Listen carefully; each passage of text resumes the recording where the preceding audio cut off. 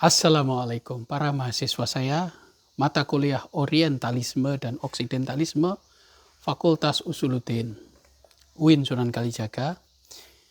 Baik, kita membahas buku saya, yaitu Antara Barat dan Timur. Dan tugas Anda yang pertama adalah membaca buku ini dari bab 1 sampai bab 10. Dan Anda harus meringkasnya ya. Bab 1 yaitu sekapur siri, Anda tidak perlu meringkas tentu saja. Bab 2 ilmu alat kekuasaan, Anda ringkas dengan tulisan tangan. Kemudian bab 3 mengenal timur dan barat. Ini sangat penting bab ini, apa itu timur, apa itu barat. Kemudian bab 4 salah kaprah tentang barat. Bab 5 para pengkaji awal. Bab 6 pengkaji selanjutnya. Bab 7 ranah Indonesia. Bab 8 menggagas ilmu tentang barat. Bab 9 kaburnya batas barat dan timur. Dan bab 10 penutup. Oke, baiklah, saya singgung sedikit tentang beberapa bab. Ini mungkin menolong Anda. Ilmu sebagai alat kekuasaan, di situ diterangkan fungsi ilmu pengetahuan. Pengetahuan hubungannya dengan kekuasaan, yaitu cerita tentang politik etis zaman Belanda, dan proyek pengetahuan, serta dedikasi para ilmuwan.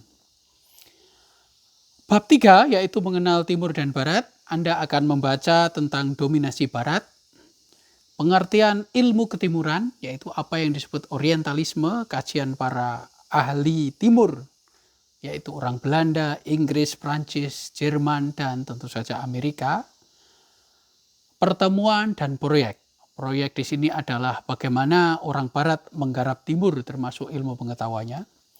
Bab 4, sejarah salah kaprah tentang Barat, yaitu studi kritis, teologi dari sisi orang Muslim, dan kajian objektif dari sisi orang Barat.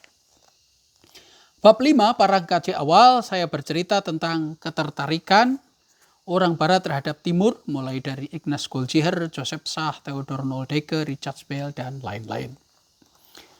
Bab 6, mengkaji selanjutnya, yaitu para pengkaji orientalis selanjutnya, yaitu mulai dari warisan tradisi, bagaimana mereka mengkaji sejarah Nabi Muhammad, mengkaji Al-Quran, membaca hadis, dan saya ambil 2 contoh di situ, yaitu Montgomery Ward dan Patricia Kroon. Bab 7, ranah Indonesia. Ini bercerita tentang Indonesia sebagai kajian Islam yang berbeda dengan Timur Tengah.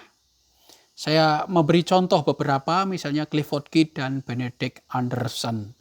2 tokoh antropolog dan ilmu politik ini banyak menelurkan karya tentang Indonesia dan melahirkan banyak para muridnya orang Indonesia.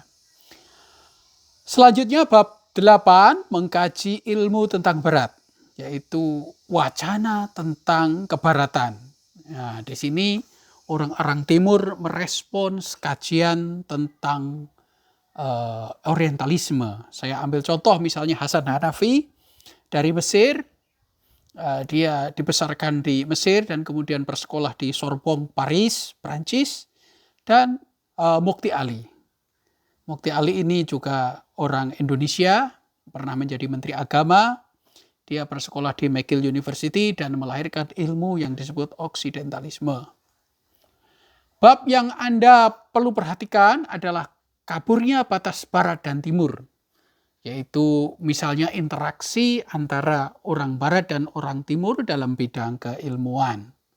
Di sini saya beri contoh misalnya kesempatan karir di barat dan kritik terhadap timur itu sendiri oleh orang timur, bukan orang barat.